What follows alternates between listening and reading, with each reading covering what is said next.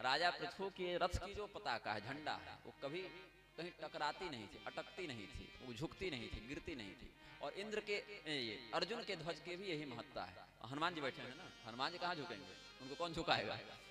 तो कपित ध्वज जो अर्जुन है उनका झंडा भी कहीं नहीं। अब कहो रास्ते में जा रहे हैं और वो झंडा छोटा मोटा नहीं था कि इतना बड़ा 2 बित्ते का, योजन पर्यंत परिमाण का भी वो झंडा था कि रथ वहां है और 12 किलोमीटर खाली झंडा दिख रहा है, वो लहरा रहा है आकाश में। और बोले अगर सामने कोई पेड़ हो तब, बोले पेड़ किनारे होगा, झंडा किनारे नहीं होगा। पहाड़ आ गया तब पर्वत मार्ग देंगे, लेकिन झंडा किनारे नहीं होगा, झंडा है हमारा। ऐसा ही महात्मा एक राजा नल का है कि राजा नल अपना मस्तक अगर स्वयं देवता के सामने, गुरु के सामने, गौ ब्राह्मण के सामने झुका दे तो झुका दे, नहीं तो उनका मस्तक कोई बलपूर्वक नहीं झुका सकता है, उनको माथा झुकाना नहीं पड़ेगा। ये उनकी प्रतिष्ठा है, राजा नल। मृक्षराज से बचने के लिए जो मंत्र नहीं दिए थे कलिनाशन, फिर राजा नल का स्मरण किया ना, पुण्य श्लोको नलो राजा ये सब है। और कर्कोटकस्य नागस्य दमयन्त्यानलस्य च ऋतुपर्णस्य राजर्षि कीर्तनम कलिनाशनम। तो वो कहें कि अगर कहीं गुफा हो तब वहां माथा झुकाकर तो घुसेंगे, कोई संकरा दरवाजा हो तब वहां तो माथा झुकाकर घुसेंगे। बोले नहीं, वो दरवाजा ऊपर जाएगा, ये माथा नहीं झुकाएंगे, ये देवताओं का वरदान था उनको। तो एक इन्होंने कमाया है अपने धर्म से, अपने सत्कर्म से, घूसखोरी में थोड़े कमाए हैं, सत्कर्म से अर्जित किया है। तो महाराज पृथु का ऐसा चरित्र, वेन पुत्र महाराज पृथु का ऐसा चरित्र हमने आपको बताया। फिर बाद में यहाँ सनत कुमार के साथ राजा पृथु का सत्संग वर्णित है। तत्व ज्ञान प्राप्त करके सनत कुमार के माध्यम से मोक्ष मार्ग का उपदेश ग्रहण करते हुए राजा पृथु फिर जंगल चले गए। इनके पीछे पीछे इनकी पत्नी भी गई, जिनका नाम था अर्ची। ये लक्ष्मी जी की अवतार है ना, तो ये भगवान लक्ष्मी नारायण के स्वरूप जो पृथु और अर्ची हैं, ये चले गए जंगल और वहीं ये तपस्या करते रहे महाराज पृथु। फिर एक बार ध्यान में जाकर समाधि की वृत्ति से, योग मार्ग से अपने शरीर को पूर्ण करके परम पद में विलीन हो गए। और इनके जो धर्मपत्नी है महारानी अर्ची, वो इनके मृत शरीर के साथ सती हो गई और ये आदि सती कहलाई इस मामले में। मतलब अपने पति की चिता पर आरूढ़ होने वाले ये पहली हैं इस प्रकार इतिहास। तो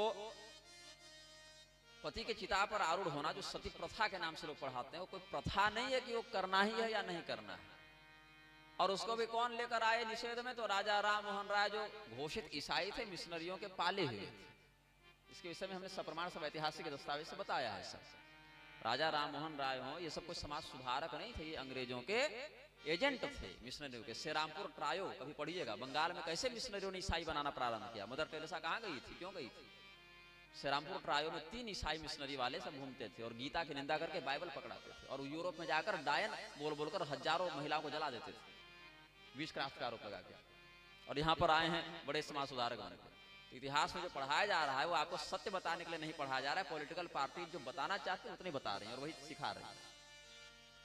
तो यहाँ पर महारानी अर्ची के हमने प्रसंग में बताया, तो बता देता हूं। सती का अर्थ है पतिव्रता, सत्य का आचरण करने वाली साध्वी स्त्री को सती कहते हैं। मरने के बाद कोई सती हो रही, जल के मरने को सती नहीं कहते वैसा। सती का अर्थ है पतिव्रता स्त्री, सदाचारिणी स्त्री, सती, साध्वी, ये सब उपाधियां हैं चरित्रवती स्त्री के लिए। तो सती के कितने प्रकार होते हैं? सती के 3 प्रकार होते हैं, या पतिव्रता के, ये पर्यायवाची है। जैसे हम कहें अग्नि, या कहें पावक, या कहें अनल, तो पर्यायवाची है। या कहें पानी या जल या वाटर कह दें अंग्रेजी में, तो पर्यायवाची है, अंतर नहीं है। वैसे सती, पतिव्रता, साध्वी पर्यायवाची शब्द हैं। तो सती स्त्री का कितना विभाजन है पतिव्रताओं के अनुसार? 3। क्या? उत्तम, मध्यम, अधम। कोई भी चीज का यही करते हैं, सबसे अच्छा और कुछ मिला जुला कर, और फिर है वही लेकिन उतना अच्छा नहीं है। तो सबसे उत्तम कोटि की जो सती हैं, पतिव्रता हैं, अनुसुईया जी ने भी भगवती जानकी जी को इसे बहुत अच्छे से बताया है, लेकिन हम आपको थोड़ा सरल बता देते हैं। बाकी रामचरितमानस पढ़िएगा तो सब आप लोग पकड़ लीजिएगा विषय। उनका ये कथन है कि जो स्त्री अपने पति के अतिरिक्त किसी भी अन्य पुरुष का चिंतन किसी भी भाव से न करे, वो सर्वोत्तम पतिव्रता है। और ये मनुष्यों से सामान्यतः संभव नहीं, ये तो अनुसुईया जी हो, सांडिल्य जी हो, ये सब कर लें। हाँ, कोई ऐसी देवियां अगर हो जाए अपवाद में जिनके पास ऐसी निष्ठा हो, तो फिर वो भगवती साक्षात है, वो चलती फिरती भगवती है। वो शाप वरदान देने में समर्थ है। देवता भी उनसे कांपे कि इनसे थोड़ा दूर रहो भैया, पता नहीं इनकी बुद्धि अगर कभी क्रोधित हो जाए तो भस्म कर दें। नई सृष्टि करने में, संहार करने में सूर्योदय चाहे रोक दें, सांडिलिनी के समान। मरे को जिंदा कर दे अनुसुईया के समान। वो फिर भगवती, कोई मनुष्य नहीं रही, वो देवताओं के ऊपर शासन करने वाली हो गई अगर ऐसा व्रत अपना लिया तो। मन से भी अपने पति के अतिरिक्त किसी भी अन्य पुरुष का किसी भी भाव से चिंतन न करने वाली सर्वोत्तम पतिव्रता है। मध्यम स्तर की पतिव्रता क्या है? जो अन्य पुरुष का चिंतन तो करती हैं, लेकिन पिता के भाव से, पुत्र के भाव से, देवर के भाव से, भाई के भाव से, जो मर्यादित ऐसे रिश्ते हैं कि पति के अलावा अन्य पुरुषों का चिंतन अगर हो या उनसे संवाद व्यवहार हो तो अन्य कोई मर्यादित रिश्ते के आधार पर हो, तो ये मध्यम कोटि की पतिव्रता है। अधम कोटि की पतिव्रता क्या है? कि जिनका मन भटकता तो है कदाचित युग धर्म से या किसी और कारण से, किसी अन्य पुरुष के प्रति अगर आकर्षण बन गया या काम भाव से चिंतन हो गया, फिर भी उनमें यह विवेक है कि हमारा चिंतन ऐसा नहीं होना चाहिए, ये गलत है, इससे हमारे धर्म की हानि है, और अपने चरित्र की सुरक्षा कर लेती हैं कि मन भटक गया ठीक है, लेकिन चरित्र नहीं भटका। कलयुग है, भटक सकता है मन, सबका भटक सकता है, लेकिन विवेक होना चाहिए कि हम क्रिया से न भटकें, तो वो भी पतिव्रता कहलाएंगे, लेकिन अधम कोटि की पतिव्रता कहलाएंगे। और जिसका भटक गया मन और भटक गया चरित्र, दोनों ही व्यवहार में भी फिर पतिव्रता रही नहीं, वो पुंसचली बन गई, असती बन गई, असाध्वी बन गई। तो ये तो व्यवहार की बात है। तो पति के न रहने पर वह स्त्री अगर अपने पति के चिता पर आरूढ़ होकर स्वयं परलोक जाने का निर्णय लेती है, कोई दूसरा बाहर से फेंक नहीं सकता उसको चिता पर कि तुम्हारा पति मर गया तो चलो तुमको भी जला देते हैं, ये हत्या है, ये व्रत नहीं है। व्रत पातिव्रत व्रत कहलाता है, पतिव्रता व्रत शब्द है ना, हत्या नहीं है वहां। लेकिन अगर कोई बलपूर्वक उठाकर चिता पर फेंक दे कि तुमको जला देंगे तो ये हत्या है। इसका कहीं भी धर्मशास्त्र में वर्णन नहीं है। अगर किसी ने किसी काल में ऐसा कर भी दिया तो उसको धर्म का समर्थन नहीं है, उसका निजी उसका दोष है, मूर्खता है उसकी, उसका अत्याचार है। धर्म में जहां भी सती होने का वर्णन है वह स्त्री अपनी इच्छा से सती हो सकती है, कोई दूसरा उसको नहीं कर सकता। लेकिन अगर वह बाल विधवा है तो सती नहीं होगी, उसके लिए निषेध है। अगर उसके बच्चे छोटे हैं या गर्भवती है तो सती नहीं होगी, उसके लिए मना है। अगर उसके वंश में कोई भी न बचा हो, न माता पिता हो, न सास ससुर हो, न बाल बच्चे हो, जो थे पति ही थे वो भी नहीं रहे, ऐसी स्थिति में अगर वो स्त्री स्वयं चाहती है सती होकर जलना तब करेगी, नहीं तो उसके लिए भी अनिवार्य नहीं। उसके विकल्प में वैधव्य धर्म के अनुसार अपना संयमित जीवन बिताएगी, तपस्या पूर्वक भगवान का भजन करते जीवन बिताएगी। और यदि उसके पुत्र हो या सास ससुर की सेवा करने वाला कोई न हो उसके अलावा, या माता पिता बूढ़े उनकी सेवा करने वाला कोई न हो, तो ऐसी स्थिति में वह स्त्री जलेगी नहीं। अथवा अगर पूर्णाभिषेक प्राप्त स्त्री हो शाक्त मत में, कुल मार्ग में, तो भी वह नहीं जलेगी, क्योंकि उसमें भगवती की प्रतिष्ठा होती है, तो उसको जला नहीं सकते हैं, ये है। और अगर उसमें जलने का सामर्थ्य न हो, हिम्मत न हो, तो भी बलपूर्वक उसको नहीं जलाया जा सकता, उसमें स्त्री हत्या लग जाएगी। लेकिन जो स्त्री उत्तम कोटि की पतिव्रता है, बाल विधवा नहीं है, गर्भवती नहीं है, छोटे बच्चे नहीं, और जीवन में उसका कोई कर्तव्य शेष नहीं है, और पति से अनन्य प्रेम करती हो और वह चिता पर आरूढ़ होती हो, तो उसको यह वरदान दिया गया है देवताओं के द्वारा कि अग्नि तुमको पीड़ा नहीं दे सकते, क्योंकि तुमने अपने जीवन में इतना व्रत कर लिया है, इतने नियम का पालन कर लिया है कि अब तुम फायर प्रूफ हो गई। शरीर जलेगा लेकिन दर्द नहीं होगा। जैसे आजकल भी कुछ सावर मंत्र के विशेषज्ञ लोग क्या करते हैं, हाथ से ही पूरी छान देते हैं। अग्निस्तंभन वाले एक दो तांत्रिकों को मैंने देखा कि आग में हाथ डालेंगे, अंगार को ऐसे हाथ से पकड़ लेंगे, नहीं जलेंगे। ये सब तो छोटे मोटे मंत्र वाले कर लेंगे, जो पतिव्रता हो गई उसको अग्नि जलाते नहीं, मतलब कष्ट पूर्वक नहीं जलाते हैं। और अगर कदाचित उसके पति ने कोई सही गलत काम भी कर रखा हो जीवन में, तो अपनी पत्नी के धर्म से उसका भी उद्धार हो जाता है, वो नरक जाने से बच जाता है। और ये अपना भी उद्धार कर ले तो उसको भी खींच के कहाँ चले आप, चलिए उर्दू लोग, नरक मत जाइए, तो उसका भी उद्धार कर देती है। लेकिन ये बड़ा दुर्लभ है, बहुत अपवाद है। ये सब सीधे कोई अवतार के समान कोई आ जावे तो है, लेकिन सती प्रथा गलत नहीं है। ये धर्म का एक बहुत ही उच्च स्तरीय विषय है। लेकिन हमारे देश का यह दुर्भाग्य है कि जिन लोगों के हाथ में कानून का नियंत्रण है, वो इतने धार्मिक और आध्यात्मिक दृष्टि से निचले स्तर पर बैठे हुए हैं कि इन विषयों को न जानते हैं, न जानना चाहते हैं। बस उन्होंने अपने मन से एक जो मान लिया, देख लिया, उसमें भी पाश्चात्य जगत के प्रभाव में आकर उसको कानून बना दिया और आपको मानने को विवश कर दिया। ऐसे ही बाल विवाह के साथ हो गया। बच्चे का विवाह नहीं करो, क्यों नहीं करो भैया? क्योंकि उस समय शरीर संतान उत्पन्न करने के लायक तैयार नहीं होता। तो विवाह को क्या गर्भाधान संस्कार कह दिया? विवाह अलग संस्कार है, गर्भाधान अलग संस्कार है। फिर लड़कियों की पढ़ाई बाधित हो जाएगी।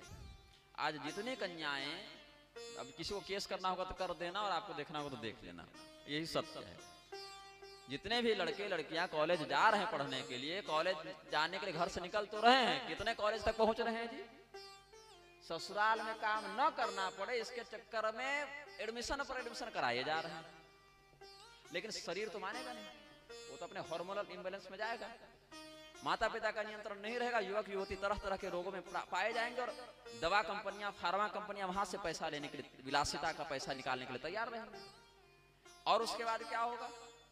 जब विवाह का समय आएगा तो संतानोत्पत्ति की क्षमता समाप्त, तरह तरह की गोलियां खाकर, तरह तरह के रोग से, 10 जगह ब्रेकअप हुआ, डिप्रेशन अलग नहीं रहा है, उसकी पूरी की पूरी रचनात्मकता आपने मार डाली। और उसके बाद क्या स्थिति हो गई? अगर विवाह हो भी गया तो तलाक 6 महीना साल भर जाते जाते होने की संभावना बहुत अधिक है। क्यों? विवाह जब होता है व्यक्ति का तो पति और पत्नी दोनों एक दूसरे से अनभिज्ञ रहते हैं और साथ में एक मत से जीवन को बिताने का निर्णय लेते हैं। लेकिन जब 30-35 साल में विवाह हो रहा है तो वो पूरा व्यक्तित्व उनका बन चुका, अब वो अपने व्यक्तित्व को बदलेंगे नहीं आपके लिए, दोनों पक्षों से मैं कहता हूं। और उस समय अगर दोनों के मन नहीं मिलेंगे तो होगा विस्फोट। कम उम्र में विवाह का यह सुपरिणाम था कि व्यक्ति की चरित्र हानि होने से बचती थी। अच्छा बताइए, विवाह करने नहीं दे रहे हो लेकिन लिव इन रिलेशनशिप का सर्टिफिकेट तो दे रहे हो ना भी जी? वहां पढ़ाई उसकी बाधित नहीं हो रही है, गर्भपात की गोली खाकर उसका स्वास्थ्य बाधित नहीं हो रहा है, काम तो सारा कचड़ा कर ही रहे हो तुम। भगवती जानकी जी का विवाह कितने वर्ष में हुआ था?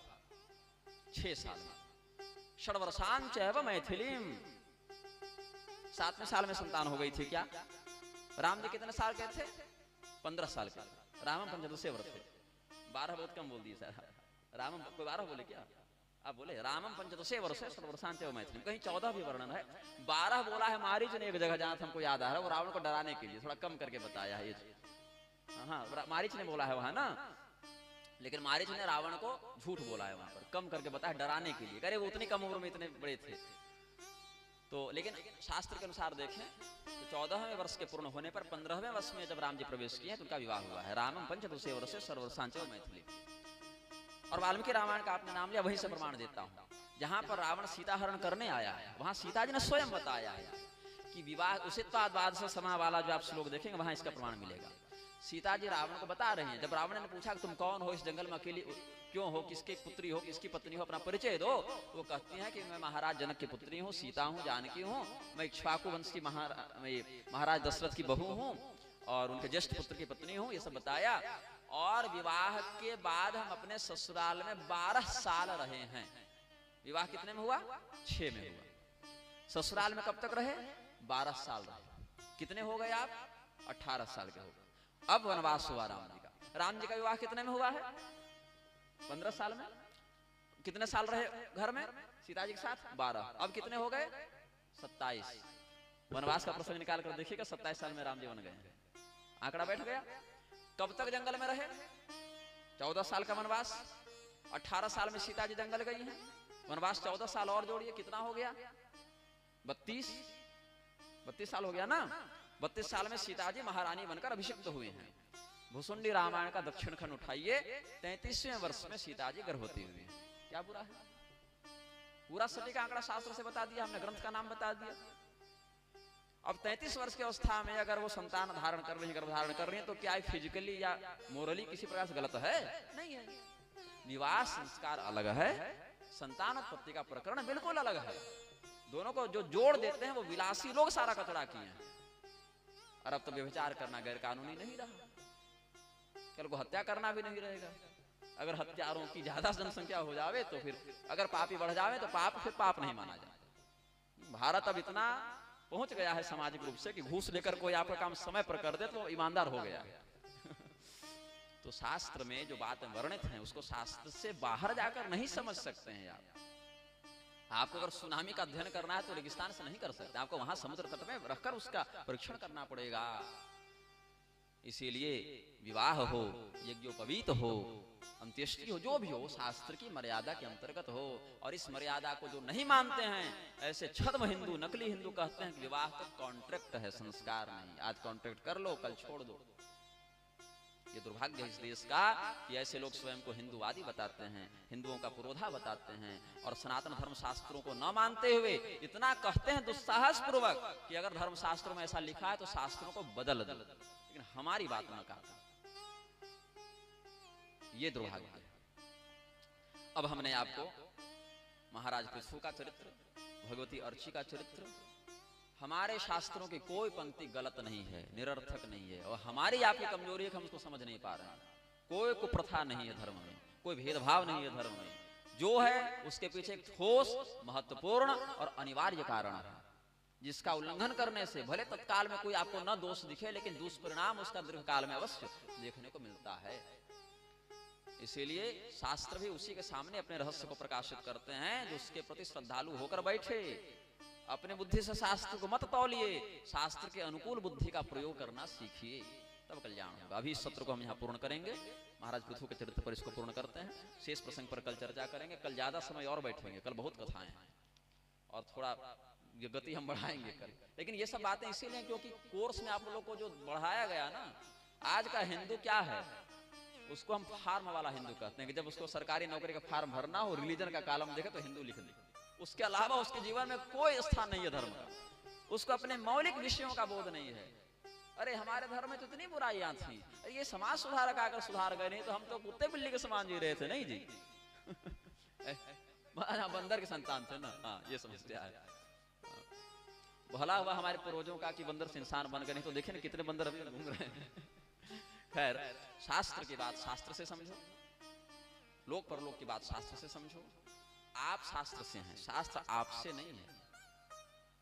अगर लोग कहते हैं जमाना बदल रहा है तो बदल जाना चाहिए, तो जमाना बदलते रहेगा और धर्म की परिभाषा बदलते रहेंगे, तो एक समय ऐसा आएगा जब अधर्म के नाम पर कुछ बचेगा ही नहीं, अधर्म की कोई परिभाषा ही नहीं बचेगी। अधर्म क्या है? तो इसीलिए भारत में सबसे बड़ा ढोंग क्या है? धर्मनिरपेक्षता। उसके बाद पीछे लिख देना ये तो धर्मस्तत हो जाएगा। स्वयं को सेक्युलर लिखने वाला राष्ट्र है धर्म चक्र प्रवर्तनाय तो धर्मस्तुत हो जाए। न्यायपालिका और विधायिका कार्यपालिका सब इतने बढ़िया बढ़िया स्लोगन, अक्षर मात्र का भी अगर भाव बोध कर लें तो अच्छा नहीं होगा। और इस व्यवस्था में अगर कोई सज्जन पुरुष आ भी जावे, उसका जीवन ये लोग कुम्हिपाक बना देते हैं, नरक बना देते हैं। हम तो अच्छा करेंगे नहीं, अगर तुम करना चाहो तो करने देंगे भी नहीं। तो ये सब कलयुग के मानस पुत्र हैं। कलयुग के सब दास हैं, सेवक हैं, इनसे भी स्वयं को बचाना है और अपनी पीढ़ियों को भी बचाना है। प्रेम से बोलिए आनंद कंद भगवान की जय। भगवान नाम संकीर्तन करें।